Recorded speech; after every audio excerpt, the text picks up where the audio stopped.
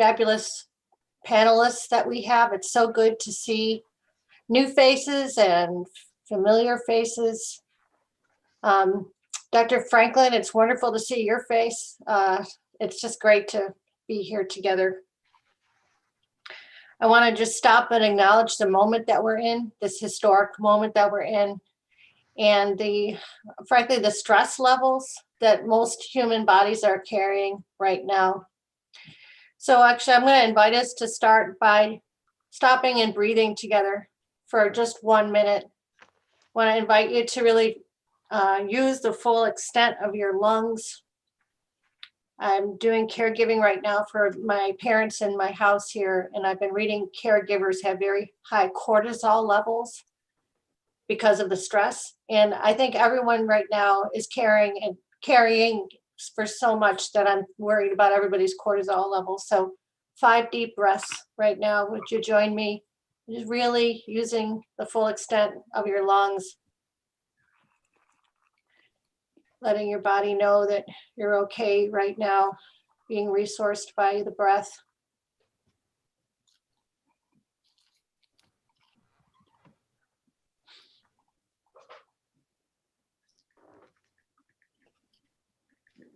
I heard years ago from a friend in Eastern Europe who'd had really horrendous experiences in her childhood that the name of God or the Creator is a combination of the sound of our in breath and the sound of our out breath. If we imagine that each time that we're breathing and we listen to our self breath, we're actually calling for help and calling on creation, recognizing our part in creation. Our breath can be a good guide for us in these moments. Today is Gandhi's birthday, and of all the days of the year, we can remember that if violence were truly natural to humanity, then we wouldn't be harmed by participating in it or even by witnessing it. Conflict is one thing, but violence is something that's not natural to us. And perhaps we're hitting a tipping point where people in the world is becoming sick to death of violence.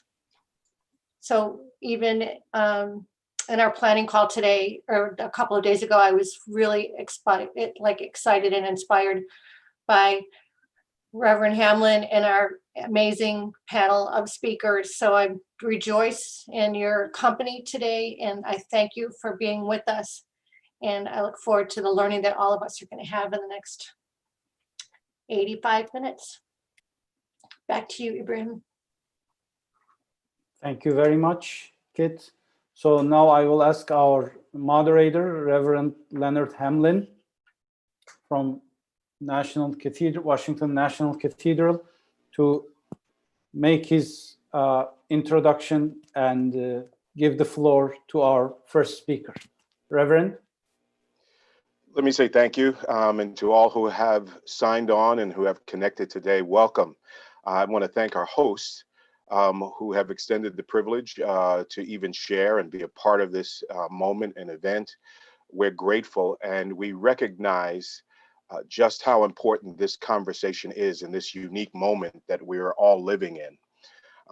We have at this moment as has been lifted, feelings of how do we respond, all that's going on. And so as this moment and day has been planned in recognition, of course, of Gandhi's birthday, that we have this event of nonviolence, a strategic and moral compass in extraordinary times. And even as the title has been planned, these are extraordinary times we find ourselves in. Seeing all of the pandemics that have come together, all that's taking place in the world. So once again, we say thank you to our hosts on today. And as a reminder that grievance and deprivation, perceived or real, tempt groups into violent behavior. This is not just true in the United States context, but we recognize this around the world. Rapid change, social upheaval, and uncertainty make violent expression of social discontent even more likely. It is in those moments that we're called to demonstrate, a heightened sense of restraint and even sound judgment. It is in those moments that nonviolence presents as a timely and timeless concept for contemporary societies. And yet, while few would disagree about the virtue of nonviolence, a similarly firm belief and understanding about its power, strategy, and discipline is much harder to locate. When we think about the conversations that we're having today, we hear so much about nonviolence. We hear about peaceful protests. We hear about the misunderstandings of how sometimes that is confused with passivity. And we miss the power even in nonviolence and the understandings. And so today, the M.K. Gandhi Institute for Nonviolence and Rumi Forum, proudly inspired by two masters of nonviolent action, are co-hosting this event on Gandhi's birthday, the International Day of Nonviolence. The program features a panel from scholarly as well as practitioner backgrounds. Our speakers will guide an exploration of the current state of nonviolent action around the globe, its growing relevance amid social unrest, and efforts to make it an inherent element of individual and collaborative behavior. And so we're grateful to have our three panelists on today and welcome them. They certainly, as we move through today, will present each one behind the other, and I will introduce them as they come. There will be a portion where we will take questions. If there are questions coming early, we ask that you will type them into the chat. We will give priority for those who may want to ask their questions directly, but if you choose to ask directly when the time is presented, we ask that you keep those to 1 minute in asking the question so that we can make our way through the time. Our first presenter on today will be Dr. Mary Elizabeth King. She's director of the James Lawson Institute. Mary Elizabeth King is a political scientist and author of acclaimed books on civil resistance. Most recently, Gandhian Nonviolent Struggle and Untouchability in South India, the 1924-25 Vakam Satyagraha, and the Mechanisms of Change. She is professor of peace and conflict studies at the UN-affiliated University for Peace, distinguished Rothermere American Institute Fellow at the University of Oxford, Britain, and director of the James Lawson Institute. Her academic specialty in the study of nonviolent action dates to 4 years working in Atlanta and Mississippi for the 1960s U.S. Civil Rights Movement on staff of the Student Nonviolent Coordinating Committee, or SNCC. There she learned the basics of nonviolent struggle from the Reverend James M. Lawson in this profound experience that would define her life. Her website is maryking.info. And so as she presents today on rediscovering how Gandhi put nonviolent methods on the world political map, we're grateful for her presence and invite her to share with us on this morning. Well, thank you very much. I'm delighted to see those that I can see, and I'm also happy to know about those that I've been told have registered. I just want to mention that we have one of our faculty members from the Lawson Institute, Professor Sekou Franklin, who teaches in Tennessee. And I just want you to know that he is the president of the National Conference of Black Political Scientists. I'm afraid he would be too modest to tell you that. And so I'm making sure that you are aware that we have a leader of a very important constituency. Many people are not aware of it, but for decades prior to the emergence of Martin Luther King, a steady stream of African American leaders were traveling from the United States to India. Sometimes they met with Gandhi. Other times they were studying Gandhi. This went on for 3 decades, starting in the 1920s, more so in the 1930s, and up until the outbreak of World War II. So there was a profound exposure of an important constituency in the Mid-Atlantic. When I joined SNCC, I worked very closely with Ella Baker, whom some of you have heard about. She was one of the advisors to us. And she used to tell me almost every day that the oppressed must define their own freedoms. This is something that I now tell myself every day. By the mid-1960s, of course, the movement had engaged tens of thousands across the South. This mass movement stands directly in the tradition of nonviolent resistance. It was formalized by Gandhi. And during the Rosa Parks, Martin Luther King, Montgomery bus boycott from December 1955 to 1965, seasoned professional tutors of nonviolent action who were watching the Indian independence struggles closely descended on Montgomery and began working with Martin Luther King in the study of Gandhi. Martin Luther King's works are filled with Gandhi, and that begins in this period of the Montgomery bus boycott. 4 years after Gandhi's assassination, Reverend Lawson left for Maharashtra, India, to teach for 3 years. And all of the Black leaders who were traveling to India, of course, would return home and then work within their own constituencies, their congregations, their universities, their agencies to spread the word. An interracial movement, which made me who I would become, taught me how to apply Gandhi's insights. And based on my 4 years at the heart of the movement, I would say that suffering has very little to do with what brings about social movements. What brings about social movements are ideas, concepts of what to do and how to do it. That is what actually leads to the amalgamation of a movement. The premier initiator, of course, of knowledge remains Gandhi, but he did not discover nonviolent struggle. We know that throughout human history, including back to ancient times, nonviolent campaigns to dismantle injustices appear in virtually all cultural and religious traditions. You and I could not even be talking today if it were not for Gandhi, because he's the one who coined most of the words that we're using when we talk about nonviolent action. He gave us a new living language for the English-speaking world, and the terms that are used all over the internet are his.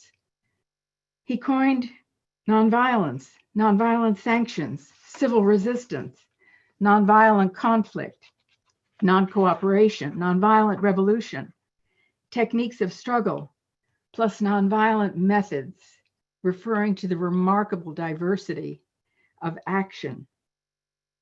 My favorite is the transformation of conflict. Of all the terms that he gave us, I like this the best because it implies change for the better, respect for the opponent, and addressing social problems at their roots. Of course, Gandhi's terms, nonviolence and nonviolent action, have different meanings, and not everybody understands that. Scholars and researchers use nonviolence to refer to personal creeds, ethical principles, beliefs, whereas nonviolent action is necessary for something that refers to massive action by large groups. I just want to mention that because it's often not appreciated.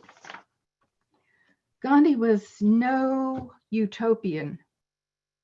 He believed that because we are human, there will always be conflict, and thus we must find creative and reliable ways of addressing it without violence to prevent new cycles based on revenge.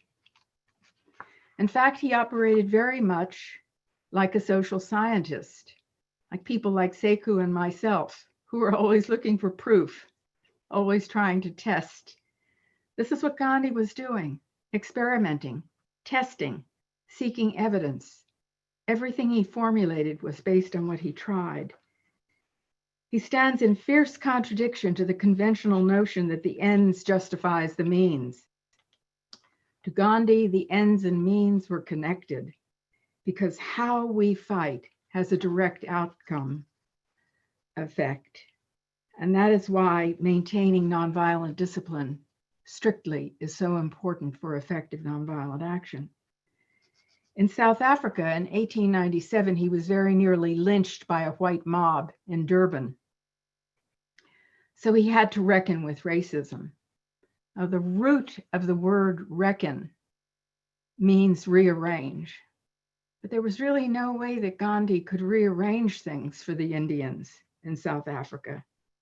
This was the peak of European colonialism. And rather than practicing the law for which he had prepared himself, he became, in essence, a community organizer. He was working to address the powerlessness of both Indian merchants and those who were hauling boxes.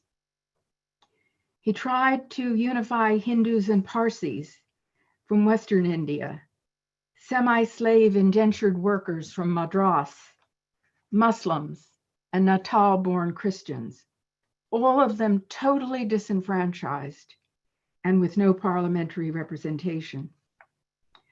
And after Indian independence was achieved in 1947, waves of racist and colonial governments collapsed across Africa and Asia, exactly as Gandhi had predicted. In 1960 alone, this I know from memory, I remember that in 1960, 17 African countries freed themselves of colonialism, often by nonviolent organizing of free elections, which would lead to democracies, as eventually did happen in Ghana, Zambia, and Kenya. Mississippi Freedom Summer was extremely important in the movement because this was such a difficult place in which to operate. And I think all of you know that 3 of my fellow workers were murdered by law enforcement officers who were members of the Ku Klux Klan. And so we borrowed from Gandhi's constructive program. He argued that the oppressed could withdraw from persecution and instead build alternative or parallel institutions, that they could create new infrastructures while still in the midst of the old that were just and that reflected their needs. In fact, eventually, late in life, Gandhi came to believe that the constructive program was more important for India's independence than civil disobedience. African Americans in Mississippi were excluded from the all-white political parties, and of course, there was no voter registration for them, except in minute numbers. Senior advisors like Reverend James Lawson and the historian Stoughton Lynd, who had studied Gandhi's thinking, interpreted alternative and parallel institutions to mean doing something right then and there in Mississippi. And so we worked with the local people to organize the Mississippi Freedom Democratic Party and other alternative institutions. We had 38 freedom schools, for example, in which Black children could learn the truth about the resilience required for their ancestors to survive slavery. They could learn how their people had built the United States as much or more so than any group who has ever reached our shores. When banks rejected them, they organized cooperatives and credit unions, and many of them are still in existence. I've recently learned that the term that's really most important in understanding Gandhi, non-cooperation, is now being used in the United States to mean mobilizing in the streets. This is a very measly interpretation of his most consequential and penetrating insight. But this is what happens when the history and theory and practice of nonviolent action is not taught in American schools. By the way, to me, mentioning Martin Luther King's birthday in the 4th grade or talking about the Boston Tea Party in the 5th grade, this is not teaching nonviolent action. We don't teach it in the United States. Not only that, literally thousands of nonviolent struggles in US history have never even been researched or written up. No case studies. Meanwhile, in the academy, within universities, this exceedingly important technique found throughout human history has only a shadow existence. A blind spot exists. My guess it's because nonviolent action inherently questions assumptions of an exclusive role for the nation state as directing political change. We believe it's in the hands of the people. In South Africa in 1905, when he was still in his 30s, is when Gandhi figured this out. He was studying newspapers because he was trying to communicate with the Indians how important their unity was. So he was watching what was happening in Africa, China, Ireland, Russia, Bengal. He monitored women suffragists working for the vote in Britain. He watched the 1905 Russian Revolution started by women over the price of bread. And as a result, he told the Indians, and I quote, "It is not within the power of even the Tsar of Russia to force strikers to return at the point of the bayonet." He was extremely young, and yet he had formulated something that is powerfully important for us and became his guiding principle of social power, governing his experiments for 47 years. He called his new movement Satyagraha, made up of two Sanskrit words that I know everyone who is with us today knows, but I'll just mention again. Satya meaning truth, and agraha meaning to hold on to. And he wrote that truth, satya, implies love, and firmness, agraha, engenders, and therefore serves as a synonym for force. I was teaching in the campus of the University for Peace in Costa Rica one year and had a student who was a junior lecturer from a Zambian college who suddenly leaped out of her chair. She was so excited. She was dancing almost. And she said she remembered that in 2001 in Zambia, the churches had called for everyone on Friday who was driving a car to pull over, park, and honk their horns. The word spread, and every Friday for an extended period, people parked their cars at 5 o'clock and honked their horns until 6 p.m. The reason was that the first president of Zambia after colonialism ended, Chiluba, was very, very popular until he started suppressing political opposition and until he was accused of squandering millions of public dollars. The churches and a broad coalition stopped him in his tracks. And my student went on to say, this is a quote, "I didn't get that this was nonviolent action. I thought it was just something that the churches were doing. Now I know it was civil resistance." By the way, I want to mention this story hints at the linkage between nonviolent action and the transitions or formations of democracy because the values are very similar. A colleague of Rivera's and Hardy's and mine at Harvard, Erica Chenoweth, has a group of political scientists who have already totaled more than 8,000 demonstrations or events associated with Black Lives Matter. And this group of political scientists expects to tally 10,000 more once all of the data has been processed from May 26 through August 31. More than 95% of the demonstrations and events were nonviolent on the part of the participants. And this has been ratified by a separate Princeton study. So on the world stage, we can really see how both the theory and the practice of nonviolent action come to a crossroads historically with Gandhi. It is he and his experiments with satyagraha in South Africa and in India that put nonviolent methods on the world map. In 1973, the scholar Gene Sharp published a typology listing 198 nonviolent methods in order of the force that they exerted. Symbolic lights, fasting, mock funerals, sanctuary, teach-ins, guerrilla theater, skywriting. And suddenly he stopped counting, and I asked him one day, why did you stop tallying nonviolent methods? He said, you know, I suddenly realized that virtually every nonviolent struggle was going to be coming up with its own new nonviolent methods. We also need to remember that elected political officials sometimes need to use nonviolent methods. In 2004, Mayor Gavin Newsom of San Francisco, who's now governor of California, was disturbed by a stalemate between the labor unions and hotel managers on a new contract.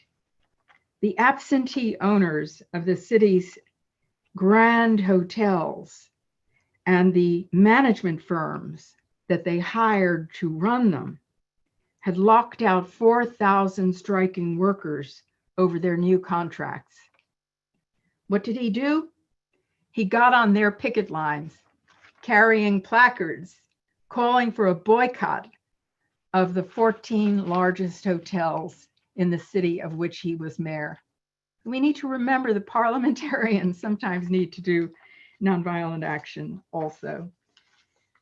And coming to my close, I want to recall that although he started as a very shy law student in London, Gandhi would eventually lead 8 militant struggles against racism in South Africa, against imperialism and colonial rule in India and for self-rule, ending untouchability in the Hindu caste system, against poverty, against strife between Hindus and Muslims, against cruelty toward women and for the rights of women, for political awareness, dignity, and participation of all people, on behalf of the poorest against economic exploitation, and for disciplined use of nonviolent methods in nonviolent struggle or satyagraha.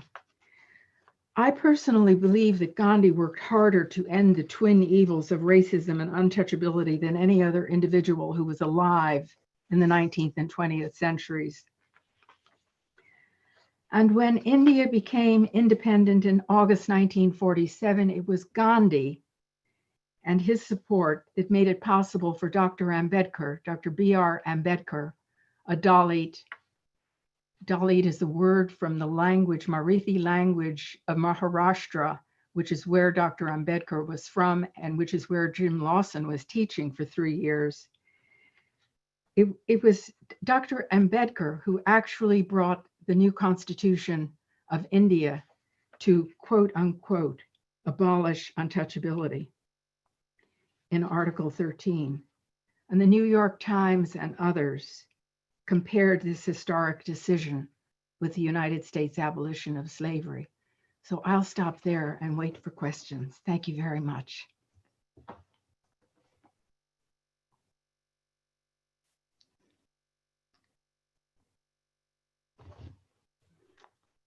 Reverend, you're muted.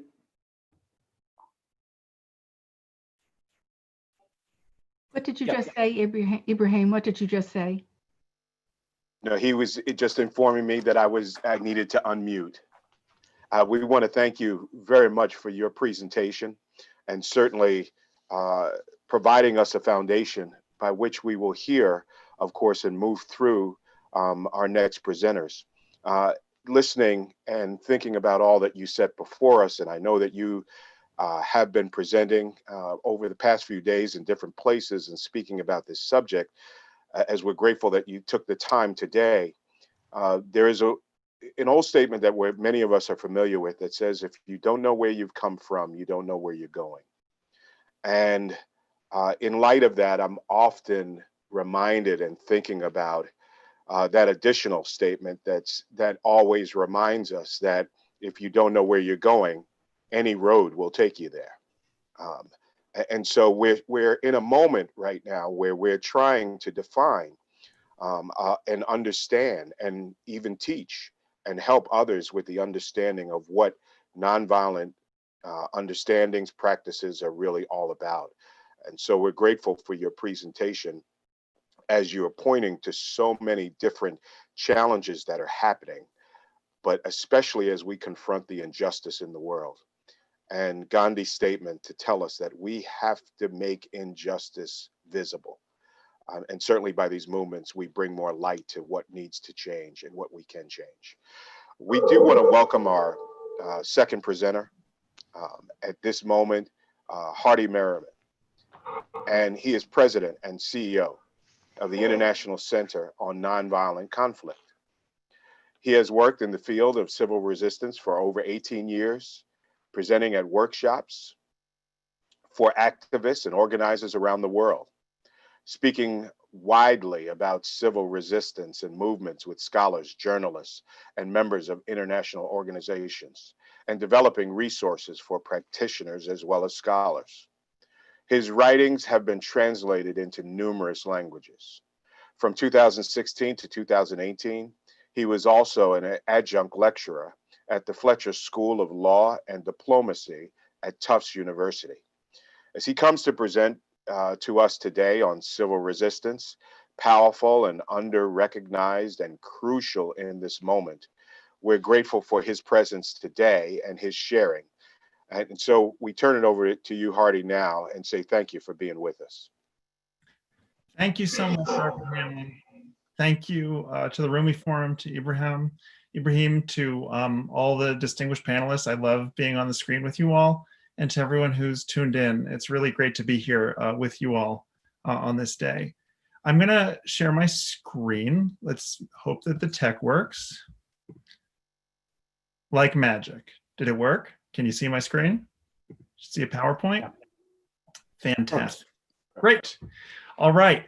Well, so my work focuses on what I term civil resistance movements. Mary commented that civil resistance was a term coined by Gandhi. My understanding was he wrote it first in a letter to a friend in 1935. And you know, I look at movements around the world that are using tactics like strikes and boycotts, acts of non-cooperation, civil disobedience, and many other forms of nonviolent action to win rights, freedom, and justice. And in particular, I try to take a social science approach to this, consistent with Gandhi's view that we need to experiment. We need to take a scientific approach to understanding what works and what doesn't. And I emphasize the role of strategy and skill in my work. Trying to figure out what kinds of strategies are helpful and what kind of skills are needed for people to effectively wage civil resistance, often in extremely tough circumstances, for example, against authoritarian rule, against highly unaccountable power holders, corporations, sometimes even non-state actors like violent criminal groups, for example. And as well in democracies, because we all know that in democracies, there are places where people are not served, where democracy is not fully enacted, or in fact, is quite authoritarian to those people. So civil resistance, there's a reason why it pops up everywhere in the world. Now, the outline for my presentation basically follows my title, Powerful, Under-Recognized, and Crucial in This Moment. So let's advance to the next slide. Let's see if we can do it. There we go. First, I'll define the term civil resistance as I see it, consistent with much of what Mary said. Talk about why it's powerful, talk about how it's under-recognized and the implications of what it means to under-recognize this field, because it has real-world consequences. And there may or may not be time at the end to talk about why it's crucial, but that's okay, because I think in the Q&A, I'd love to hear your thoughts about why it's crucial in this moment as well. I certainly have my own. So what is civil resistance? When we first think of nonviolent action or civil resistance, chances are we think of a protest, right? I mean, this is the most common image that comes to mind. So I'll put a few protest images. This is from last year in Algeria, where people were organizing against an autocrat of over 2 decades, President Bouteflika. And here is sort of the mass protest shot where you see lots of people. There's another kind of typical protest image, the close-up, And then here's a third protest image, all from Algeria, is like the conflict, the part where they zero in on people in conflict, and you actually can't see how many people are actually present at the protest as well anymore. And, you know, I'm glad these images exist. It's great. We need coverage of these kinds of events. At the same time, there are so many protest images that people start to think, well, civil resistance is basically protest. What do these movements do? They just protest. So if we're going to define it, we need a broader definition. And I'm going to share with you a different tactic. What you're looking at here is actually a tactic of civil resistance. I wish that we were all in the same room because I could engage in more Socratic dialogue and engage with you all, but I'll just tell you this is in Khartoum in Sudan last year. When groups were roaming the streets looking for activists and dissidents to attack, how did Sudanese Democrats respond? They did a stay-at-home strike. They did a general strike. They did not, it had incredible economic power and to exert on the system, but it was actually by their absence of doing something, not by their gathering as a protest. So if we're going to have a definition of civil resistance, it has to be able to span both of these two poles, as well as many things in between. And so what I'm going to share with you is a definition drawn from the work of Gene Sharp, who we'll talk about in a second. And I'll sort of distill down Sharp's definition. Civil resistance is a way for people, often ordinary people without any special status or privilege, to wield power without using violence, in particular physical violence. And it consists of three kinds of acts. The first is acts of commission. This is where people do things that they're not expected to do, not supposed to do, or are forbidden by law from doing. So protesting when you're not supposed to protest. Pickets in front of stores, for example, or businesses. Blockades, occupations of buildings or public spaces are all acts of commission. The second would be acts of omission. This is where people don't do things that they're supposed to do, expected to do, or required by law to do. So for example, if you don't pay your taxes, if you don't pay your utility bills, if you divest your money, if you change your buying patterns, if you change your viewing patterns and web browsing patterns, if you change your social behavior so you're no longer respecting certain norms, if you change your political behavior in certain ways that are unexpected or that you're not supposed to, or may even in some countries be illegal to do, these are all acts of omission.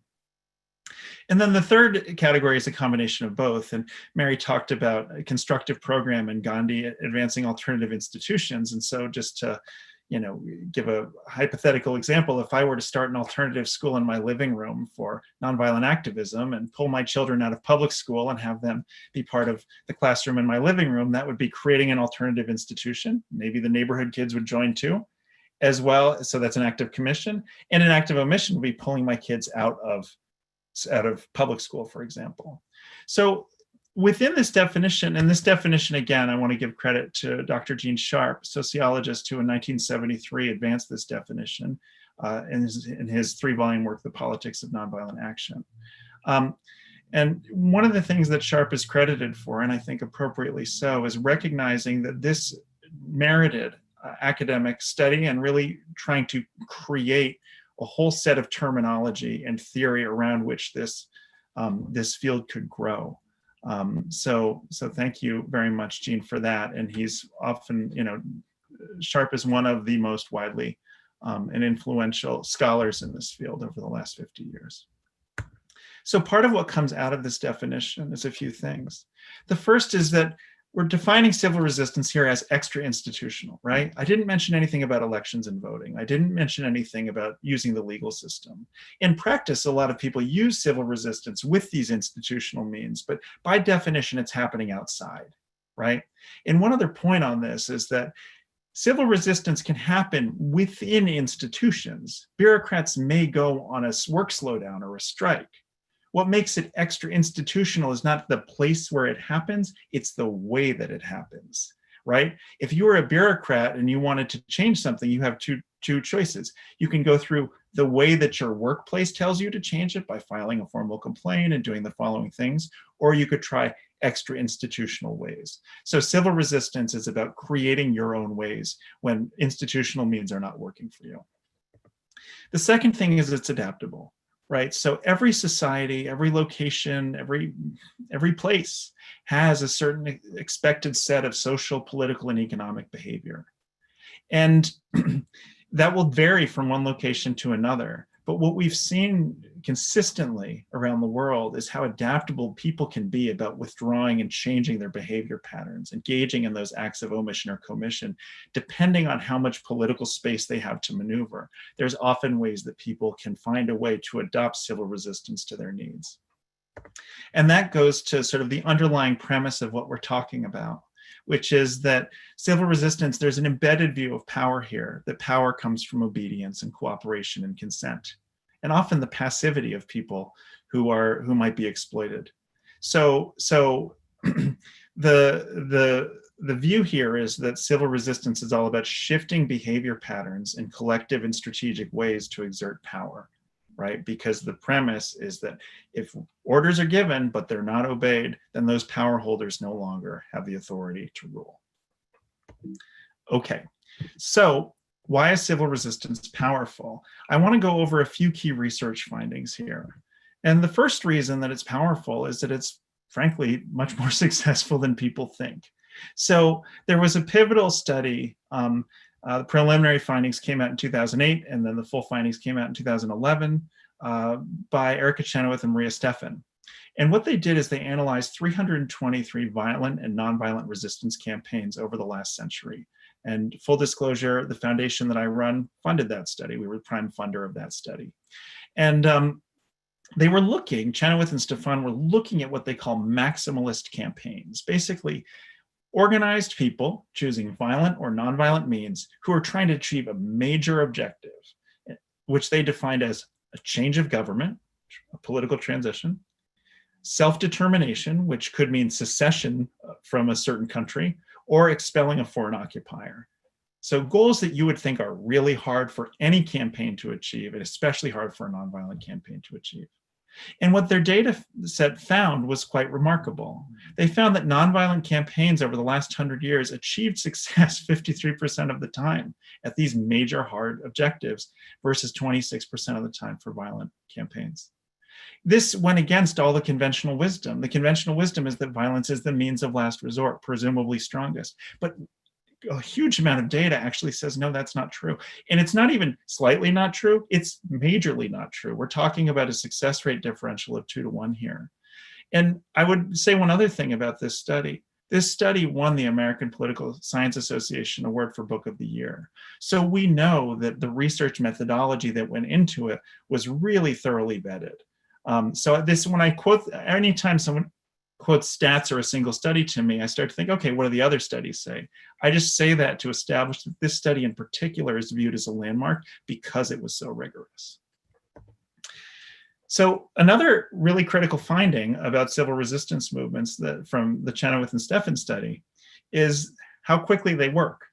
The conventional view is that when you engage in violence, you're actually going to get change faster. You're going to speed things up.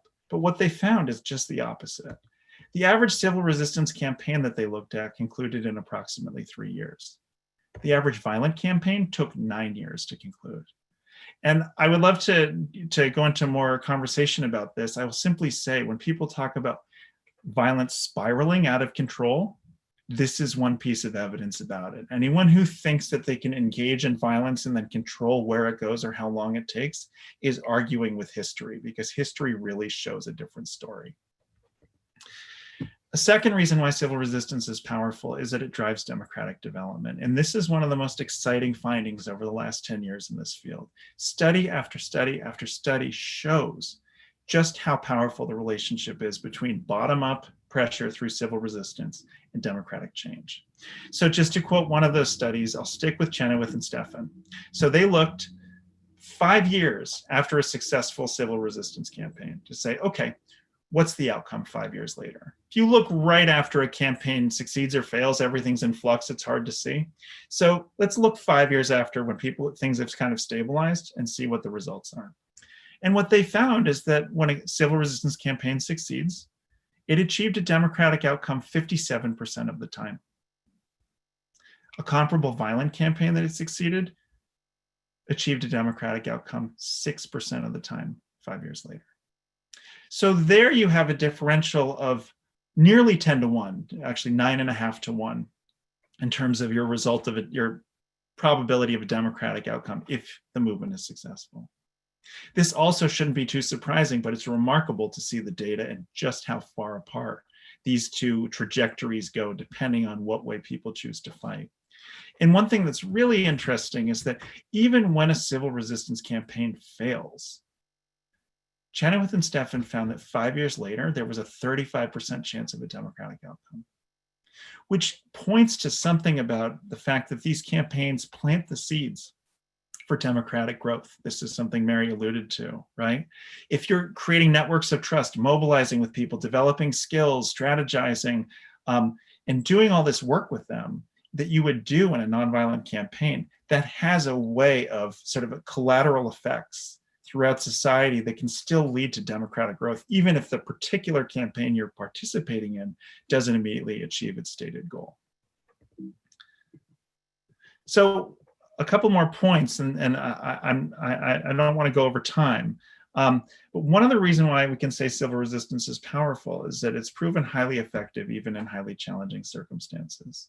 So a major debate in many social science fields is this relationship between, nature or nurture, or we say structure or agency. What we mean by this is when a nonviolent campaign succeeds, did it succeed because its environment enabled and allowed it to succeed?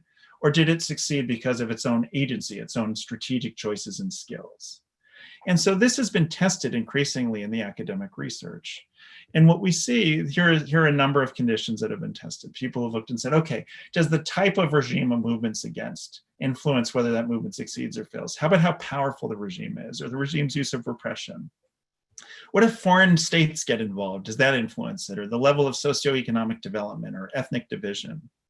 And what's really interesting is that you would expect these things to have a major influence on whether a movement emerges and succeeds.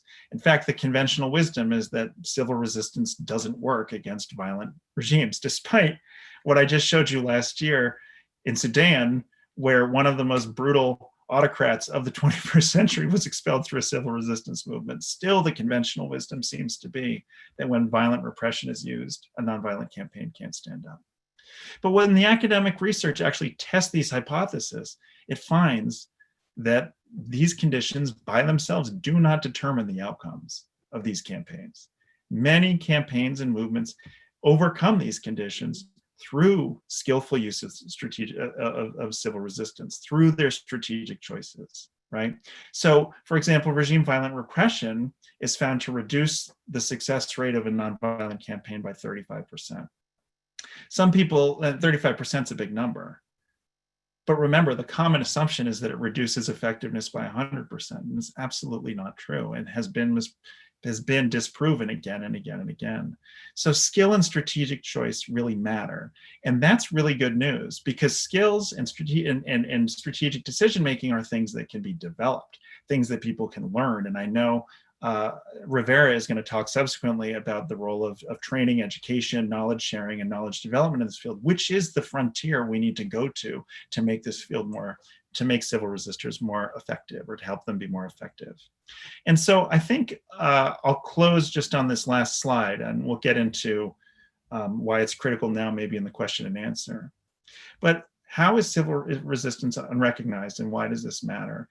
Mary talked about how it's not taught, underdocumented, right? And I wholeheartedly agree. And the implications of this are significant, because activists have one of the most important jobs in the world. If you trust the data I just showed you, then how can we conclude otherwise? They are one of the prime means by which oppression and injustice is challenged. They are one of the prime means by which authoritarianism is transformed to democracy, is transformed to a system of greater respect for human rights. That is an important job. And it's also one of the toughest jobs in the world. When you put yourself in the shoes of an activist, if you don't consider yourself an activist already, think of what you're up against, particularly in certain countries.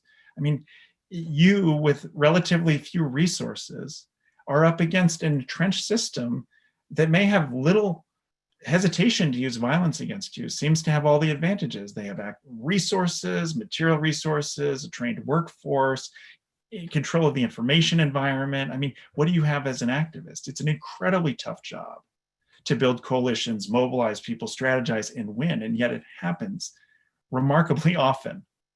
So the question is, what would it mean if we, in this incredibly hard and important job, we actually supported people more fully? When we think about any other vocation, whether it's a doctor, an engineer, a lawyer, even a soldier, soldiers get months of basic training, right? Doctors get years, lawyers get years. You wouldn't want a surgeon to perform work on you who learned the procedure last week and had a few months of training, right?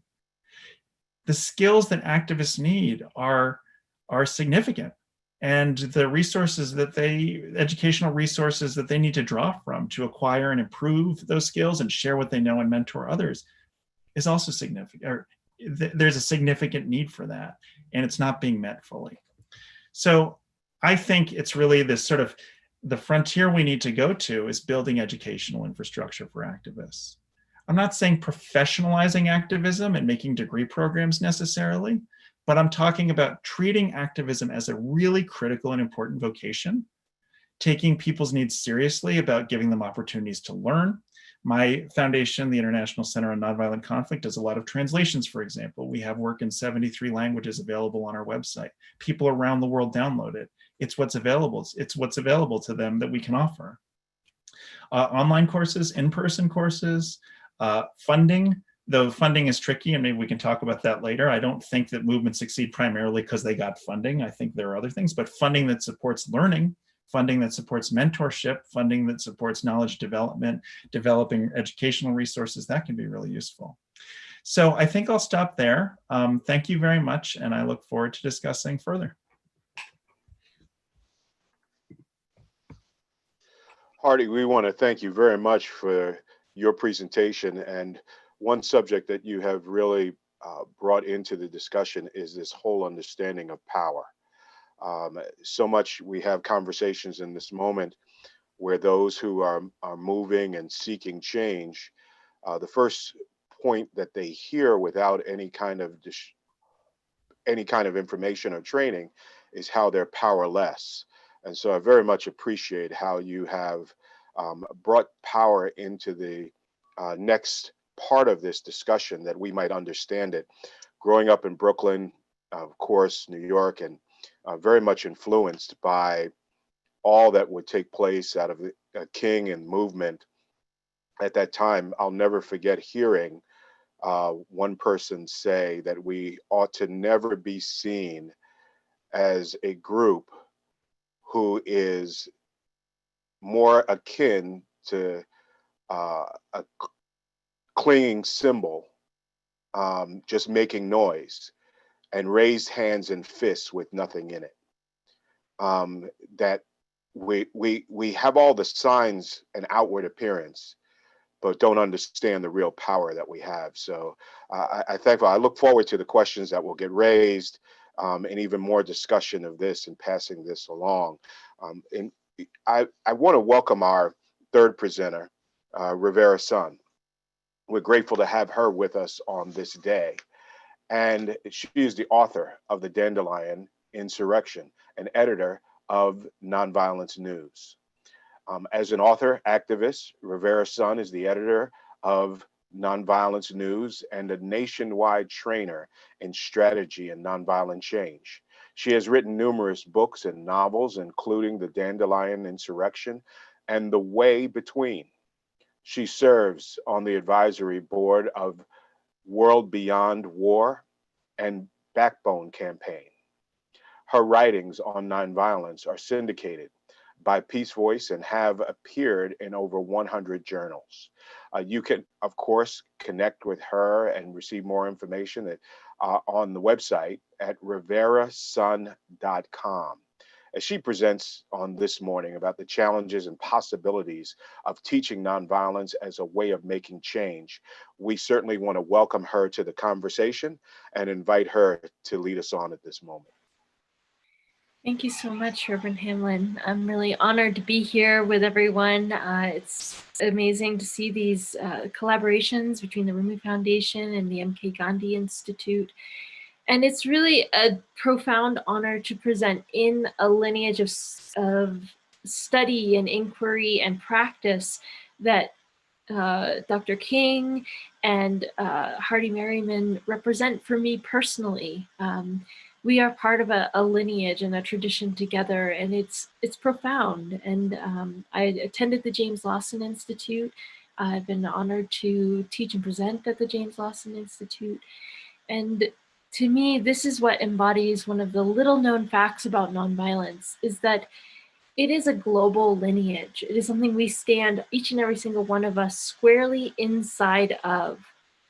And it is something that we all probably, if we think back, can remember the first time that this thing called nonviolence or nonviolent action erupted to our consciousness.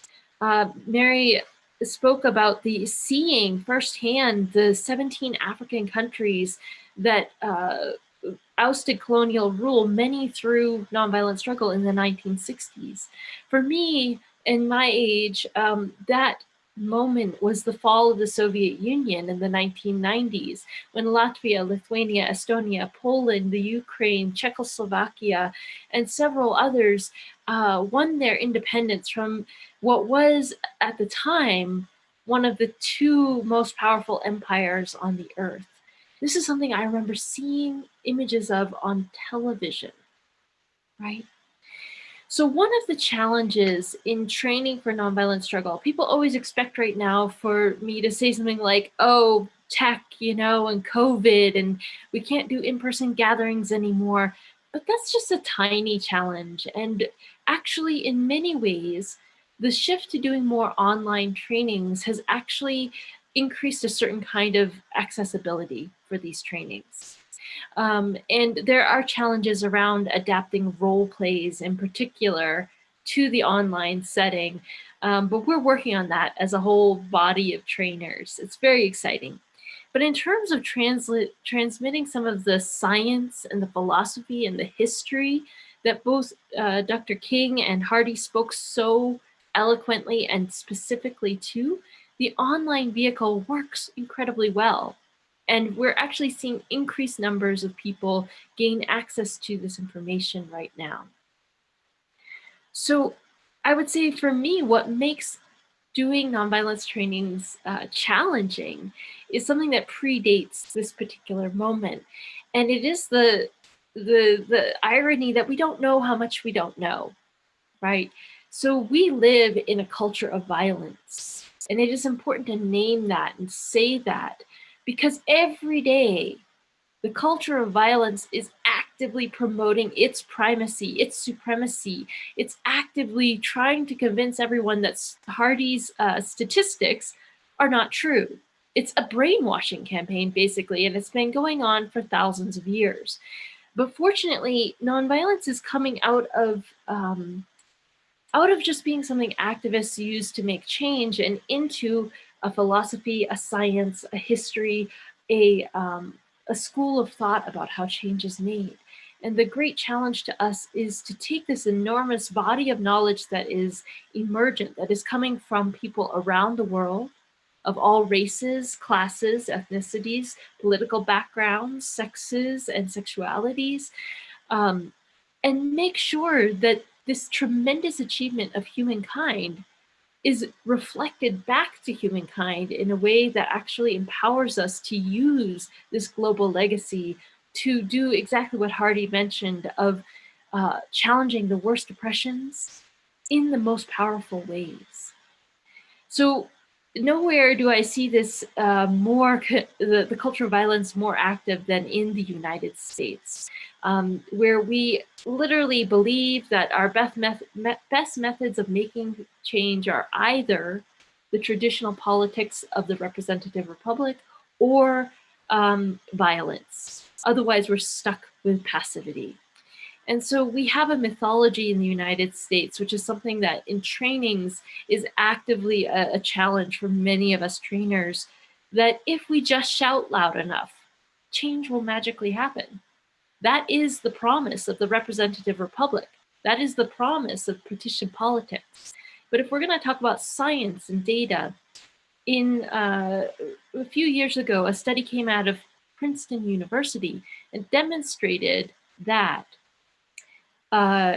Out of 2,000 public policy issues, we the people got our way on them 0.0% of the time, unless businesses or wealthy people happened to be aligned with us. So what it showed was that 100% of the time, we the people were not being represented by our political system, and that the only people being represented were business interests or rich people's interests. So this is one of the reasons why when Hardy asked, why is this information so critical in these times? It's because the traditional politics have utterly failed us. And we need to turn to extra institutional means that are powerful and effective. So the other thing that I come up against in trainings that is a challenge and an opportunity all the time is that people have no idea what nonviolent struggle is, what civil resistance is, what the toolbox literally looks like. So I'm going to share my screen and just put some images up there. This comes from a project that Kit Miller from the Gandhi Institute and I have been working on to collect the stories of nonviolent struggle and make them visible week after week after week. And we literally collect 30 to 50 stories every single week from around the world. And I'm just going to go to the most recent issue and pull it up on the screen for you to see what this looks like, because it will change your impressions of what nonviolent struggle is and how it's being used. What we find is that there are success stories every single week, often between 3 and 12 major victories being achieved by nonviolent struggle. We find that people are using nonviolent action for a wide variety of reasons and campaigns, and it's happening all over the globe. That as Hardy and Mary King were showing, that there's a misrepresentation in the media of the violence in movements, that they're overplaying the violence that happens and underplaying the scale and scope of the nonviolent action that is happening. This is a tactic of the culture of violence to reinforce its primacy. The people using nonviolent struggle are, as I said before, of all races, all ethnicities, and I didn't mention this, but all ages, that actually intergenerational movements are on the rise. And that people are using not just acts of protest and persuasion, but acts of non-cooperation and intervention. This is a eviction resistance in Toronto.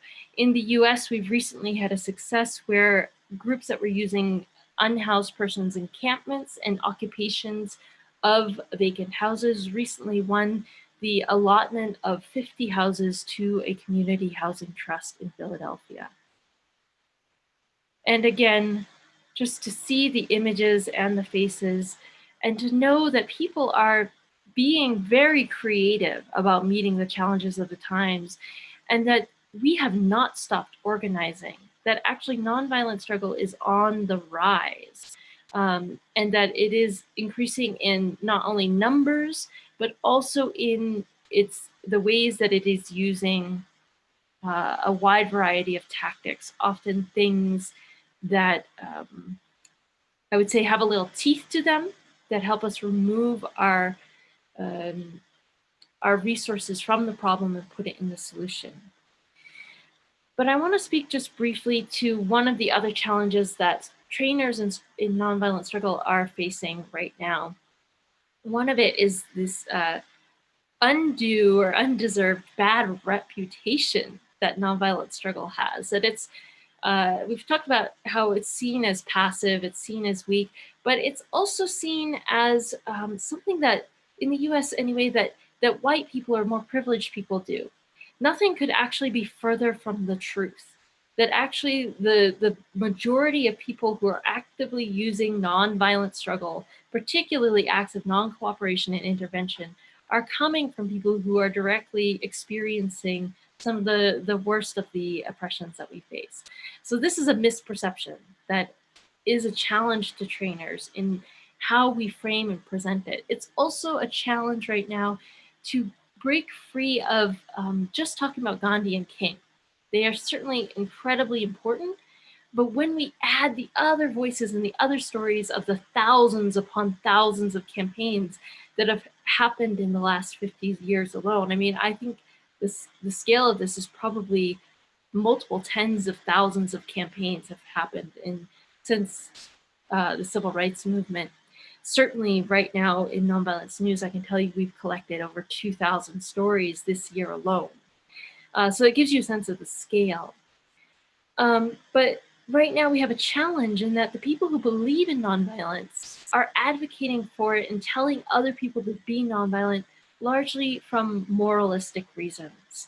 And this can be honestly infuriating and enraging if you are suffering from an oppression and you don't have this background we've been talking about today. Because what it sounds like is that people are telling you to just passively lay down and let yourself get beaten up and killed. And that is not an acceptable option. So one thing that as trainers would be really helpful is if we started talking to people about effectiveness and started to ask them and engage them with questions of what has worked in your experience, what hasn't worked, and why. And start to unpack this enormous toolbox so that the tools of nonviolent action are increasingly in our communities. It would be very helpful if every organization prioritized trainings that made sure that our communities en masse understand the things that Hardy and Mary have been talking about, and that there are over 300 different methods of nonviolent action and a science and a philosophy to how to use those effectively, how to get those double success rates that Hardy talked about, what works and what doesn't. So those are some of the unexpected challenges for trainers that you and everyone on this call can be a part of actively transforming in our communities. And I will pause there and let us go to questions. Thank you all for the honor and the opportunity of discussing this on this important day of the International Day of Nonviolence and Gandhi's birthday. Rivera, thank you very much. And to all the presenters, we're grateful for the information that has been shared here today. I'm thankful for your addressing the power of stories, to know really what's going on. Certainly as a clergy member, in my own experience, I'm one that of course leans toward, stories are powerful. And we're not sharing them enough. We're not giving the real life examples of what to explore and to encourage others to believe in the possibilities of what can happen. That it's more than just making noise. Your statement about really, if we shout loud enough, that we could just get change. There are many who believe and have taken that if they make enough noise, that something is going to happen without connecting that to further understanding and action and organizing. This is very helpful in this moment. I personally am looking forward to getting some of and more of those stories. So I'll make sure that I get that from. Certainly joining today and everyone who has connected with us, we've left some time for really questions to be posed. And I'm thankful for this moment as we will address perhaps some of you who may have questions and statements because of the power of what it means when we get together. At the National Cathedral, one of our key, of course, foundations is convening, bringing people together. And I'm thankful to our hosts for bringing us together on today. So as the questions will be raised today, we do ask, and we will point to you so you can ask your questions. We ask that you be able to ask that question in a minute, though, so that we can make the most of the time that we have. We're going to go first. Dave Schlesinger has a question that he would like to bring. Thank you so much. Yes, the question is for Mary King. Would you discuss the importance to Gandhi of courage in nonviolent struggle?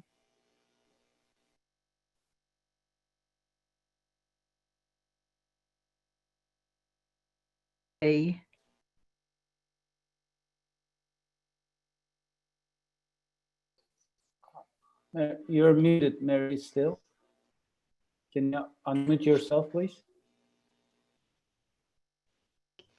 Yeah, Okay, can Thank you you. hear me? yes, thank you. Okay. I really don't think that courage was very high on the priorities about which Gandhi thought and was consumed. I think that the importance of nonviolent discipline is vastly more significant. Best example of that is John Lewis.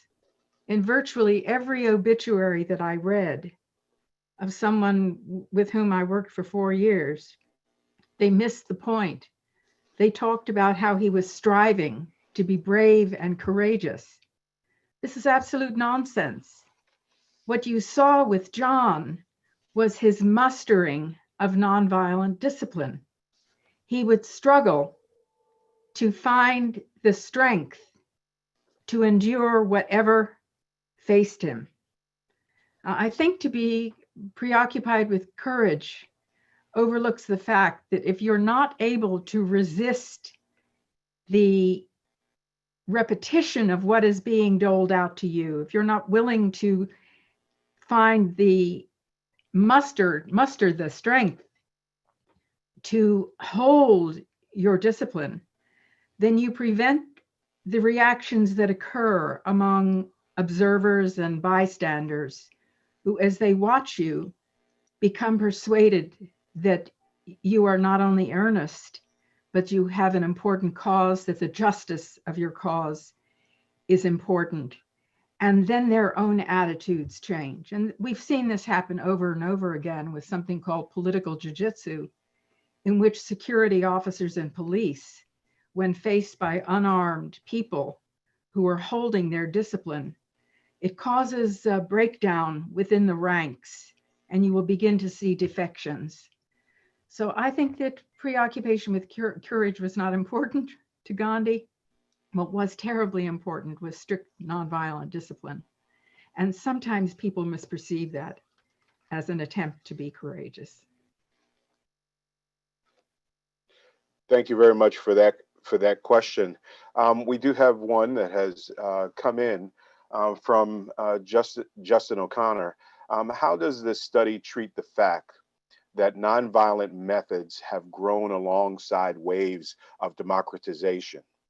Couldn't the improved democratic outcomes of nonviolent demonstration be chalked up to the simple increasing prevalence of democracy during the 20th century when compared to earlier eras of violent conflict? It wasn't directed at any one in particular of our presenters, but if someone wants to address that out of the three, please. I mean, I thank you for the question, Justin, and I put a link to a blog post in the chat that gives a synopsis and summary of 7 academic research studies, or some of them are more academic than others. Most of them are like academic journal studies on the relationship between civil resistance and democracy. You can look and say, well, you know, which drove the other? The research and my interpretation of the research is that increasingly it clearly says that civil resistance is what drove these democratic waves more than the other way around. But I mean, there's room for ongoing debate and continue to critique. But I hope that blog post is a helpful starting point in terms of seeing where the research goes on questions of methodology. And then, you know, welcome at further contributions. Like, I mean, this is something that we need to continue to look at. Another piece of research on the civil resistance and democracy sort of topic that is interesting to me is what happens after these democratic transitions? What's the role of civil resistance then? So, for example, if you look at a country that has been authoritarian for a long time and civil resistance actually creates a political transition, if there was corruption before, and chances there was in an authoritarian regime, how do you deal with the corruption? If you have to create a new social contract through a constitution, how do you handle that? How do you make sure in a country that might be fractious or polarized after a political transition that people can come together again? And in all those cases, there is a role for civil resistance post-transition. And actually, that's one area that we're starting to research more too now. And there's great work done on that by Jonathan Pinckney. If you look him up, he just released a book on this topic. So I could go on, but I'll stop there. Can I just chime in one thought also, is that also in Erica and Maria's work and a couple other places, there's a growing understanding that a lot of these civil resistance struggles are not actually taking place in the context of democracies. That if you have a scale of, you know, the world's best democracies and the world's worst authoritarians and totalitarian regimes, generally, if it's a 10 to 1, they're happening about a 7, you know, so they're not taking place in the context of, you know, a very tolerant and permissive democratic situation. And, you know, even in situations where you do have things that we would think of as tolerant democratic states, oftentimes when civil resistance movements rise up for the demands of oppressed people, they are not met. They're met with this similar conditions of repression. The US is a great case study of this right now. So just, yeah, our understanding is that civil resistance works even under, and especially perhaps under, regimes or political situations that are not favorable to them. Sorry, if I can add one other thing, just keying on what Rivera said. I may have misunderstood the question. Just to go with what Rivera said, the average civil resistance campaign in the data I shared with you emerged in a slightly more authoritarian circumstance than the average violent campaign. So the idea that civil resistance campaigns just emerged in easier circumstances was not true. And in fact, nearly 50% of the civil resistance campaigns in that study emerged in places where the polity score, which is the way academics rate how free or not free something is, where the polity score would be on the fully authoritarian side in terms of classifying that government. And it doesn't just go authoritarian democratic, it goes authoritarian in this big sort of semi-authoritarian, semi-democratic space, and then democratic. And nearly half were in fully authoritarian countries. We do have a question. Tricia, I believe, wanted to ask a question. You can ask that directly, or I can ask it for you. If you could unmute yourself and ask that question. Thank you. Hi there, thank you. I had taken like a weekend course with Dr. Reverend James Lawson years ago. And I was really impressed in kind of the philosophy of nonviolence, the outlook on the way of treating people, never demonizing your opponent. I'd like to learn more about that. I'm interested in kind of internalizing that as a way of life, as a way to outlook and see the world and approach people. Can anybody recommend anything on that? And also, I'd love to learn more about nonviolence in general. Are there any online learning opportunities anybody can suggest? Thank you.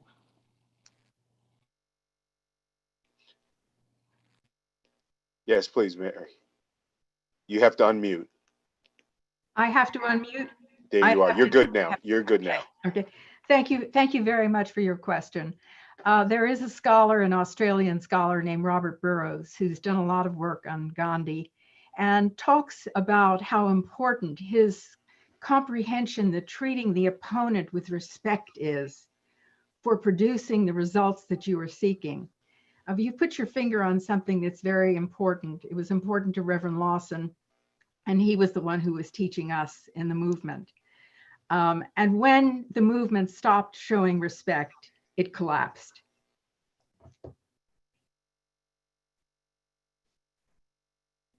I can also chime in and answer that, you know, there are a number of organizations. Reverend Lawson is actually relentless in his teachings and presentings. I try to keep up. But a couple of organizations you could check out are the Gandhi Institute, of course. The King Center teaches Kingian nonviolence, which is rooted in philosophy as a way, nonviolent philosophy as a way of life.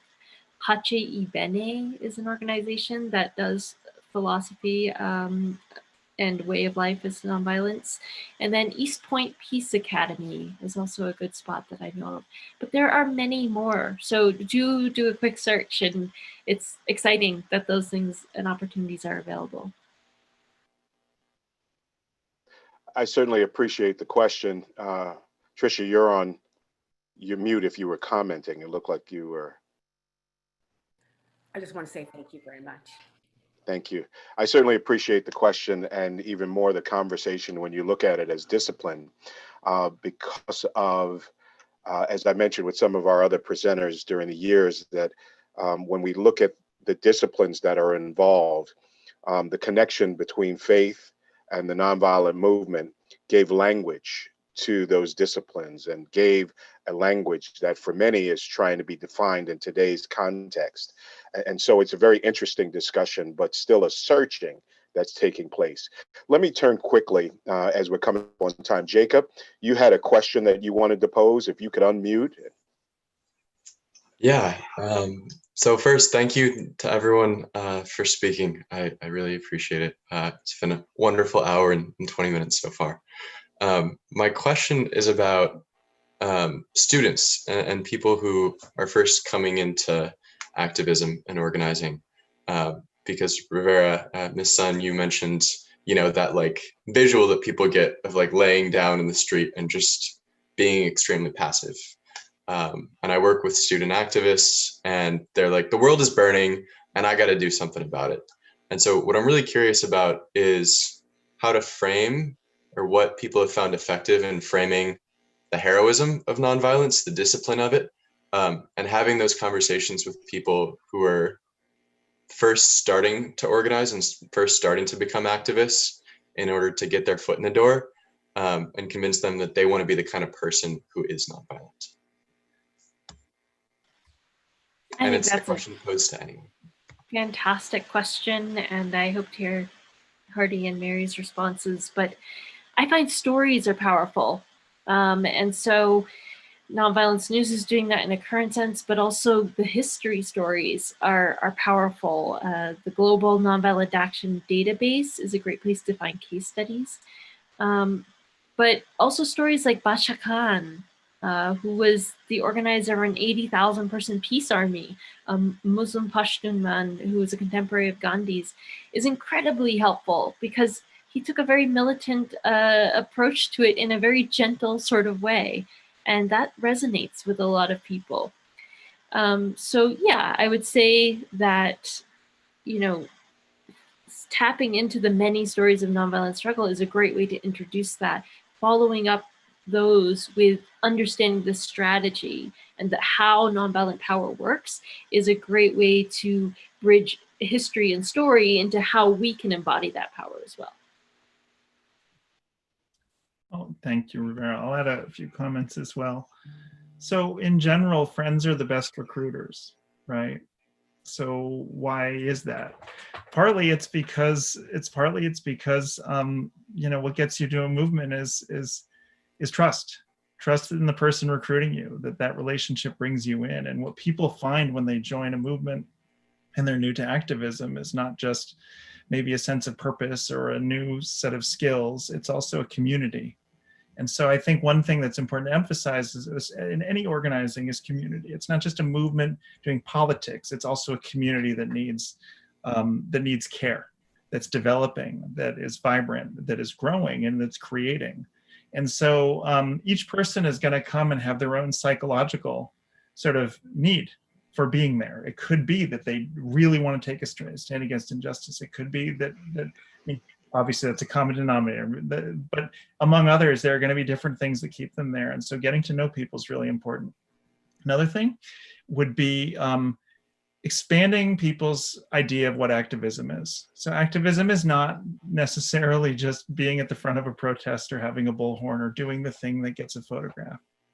We trust that, over the course of making change, movements are going to need many skills. They may not need all the same skills at the same time, but do movements need good researchers, good writers, people who are good with technology, people who might be good with the budget, people who might have good media skills, people who are great public speakers, people who are great strategists, people who are really good coalition builders, people who understand institutions, people who understand related issues so they can create bridges to their issue, and on and on and on. So whatever people are bringing in terms of their skills and talents, there should be a home for them, and there should be a way for that to be their activism as well. People may expand what they're out of their comfort zone, but to really break down the idea that activism is not just an activism thing, it's a people thing. And we can create a space where people are welcome. And the last thing I'll say quickly is to build confidence. Because as Rivera talked about, the narratives that reinforce our feelings of powerlessness, especially powerlessness if we're nonviolent, are persistent. And so it requires consistent reinforcement for people to see, wow, there's so much that I never learned or I'm not seeing, but in fact is real in terms of what people have done. Virtually every place has workers who went on strike at some point. Those stories need to be unearthed and retold, documented. Let's talk with the workers who did it. Let's learn from them. We have maybe time. Michelle, you had a question that you wanted to raise. Certainly, if you want to unmute and ask your question, as we're pressing right up against our time.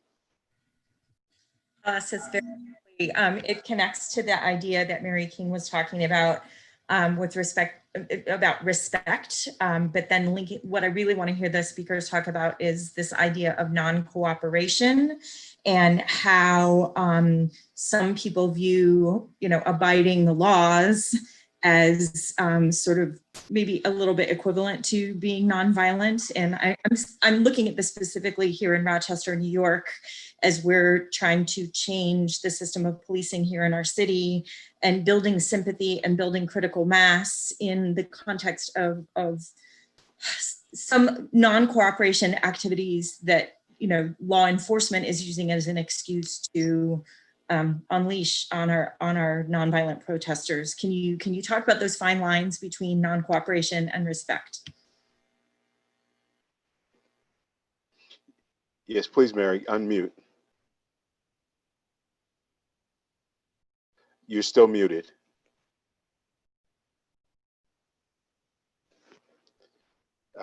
We're not hearing you just yet. There we are. Okay, Perfect. very good. Done by the host. I think it's really quite important to recognize that there are many forms of non-cooperation. For example, leaning out of buildings and beating pots and pans at night. There's no way of discerning who is doing what. And this has been used successfully.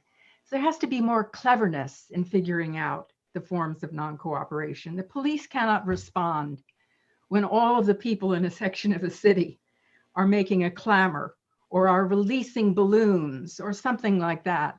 So there's just need for a great deal more dynamism and thinking about how to express a refusal to cooperate with what is perceived as evil or injustice or unfairness. Thank you. I think also, if I can chime in briefly, one of the things, Michelle, this brings up is that, remember I was talking about the moralizing. We have this bad habit of calling any tactic we think is not going to be effective or is going to backfire in the movement violent or not nonviolent, right? That's a really bad habit because it's not a, we need to stop saying breaking all laws is nonviolent or violent. We need to stop saying all property destruction is violent or nonviolent. And we need to start being more nuanced about this discussion. We need to start understanding that there's a lot of different types of tactics that it would be helpful to say, is it going to be effective? What is going to happen if we do this, right? What is going to happen if we choose to do something else, and starting to weigh that. The third piece of this is that we really want to get into a place where these kind of law breakings that we're doing, we become more skillful at talking about what civil disobedience is and what civil disobedience is not. Civil disobedience may be breaking an unjust law in order to make it unenforceable. Civil disobedience may also happen when a law is broken in the course of doing another kind of nonviolent action, like a blockade, maybe interrupting traffic. Then we have to weigh a whole category of breaking laws to see if it is necessary, if it is helpful to the movement, what is the risk and the cost of doing these, and can our movement withstand them? And this is the kind of conversation that de-escalates the moralizing, like you're bad for doing that, you're wrong for doing that, do this instead, and gets into engaging all of our collective wisdom about action reaction. What happens when we do this? And honestly, there's a lot of times in our flash protest movement culture where we don't have the time to do that. And that's one of the things that we're trying to transform in the training in nonviolent struggle, is to front load more strategic wisdom in a whole populace, so that Ivan Marovic, who is a Serbian organizer during Otpor, said, when everyone knows how to plan, you start to get strategic behavior. And their approach was to train everyone in Serbia in the very things we've been talking about today, so that when you had to have a flash action, people already knew why it was strategic to maybe break some laws but not others, if it would be strategic to do some kinds of property destruction but not others, or to refrain from property destruction, whether it be strategic to do X, Y, or Z. That's my vision for trainings in the United States and beyond, that we understand this field so well that we can trust our people to make wise choices in using it. Want to thank you, and we're going to turn it back, as we know we want to honor time. We want to turn it back to our host now and say thank you once again, me personally, to our panelists and presenters who I look forward to reaching out to as well from the cathedral, as we said, in these moments of how we're all trying to bring about change and, of course, have us all progress together. But thank you all for the privilege, and to our hosts for sharing today, that we might join together on this unique day and time. Thank you very much to our moderator, to all of our presenters, for bringing us, opening a renewed window, a refreshed understanding of nonviolence, and reminding those very important things about its current state of affairs, and calling the birthday of the Mahatma is powerfully relevant, and bringing the name of Gandhi together with the name of Rumi on that very day, I think was a good decision. I thank our partners, Kit and her team at Gandhi Institute, for making that possible. So inspired with these two masters of nonviolence who came into very difficult times, into devastated societies, and led them, became moral compasses of the masses, and helped them steer through the chaos, navigate through the chaos during very testing times. I think today's discussion was a great way to honor that legacy and continue learning from it. So I express our heartfelt gratitude to everyone, to all presenters and the participants for the insightful discussion, and looking forward to continuing the conversation. Wishing everyone safe and healthy. Thank you. Have a great weekend. See the jazz hands.